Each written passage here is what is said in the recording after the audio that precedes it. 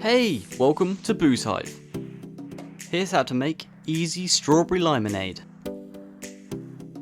Take a container and add strawberries, lime juice,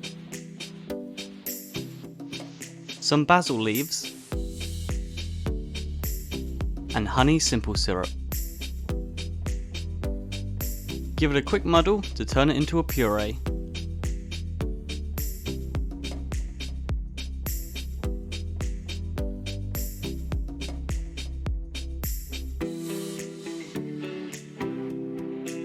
Then either add this to a glass or filter the bits through a sieve.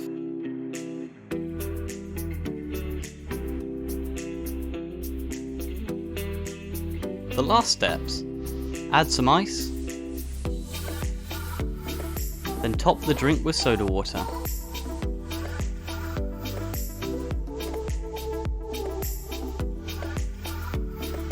There we go! Strawberry limonade.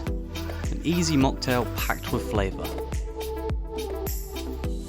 If you plan to try it out, give the video a like. Thank you for watching. We'll see you in the next drink.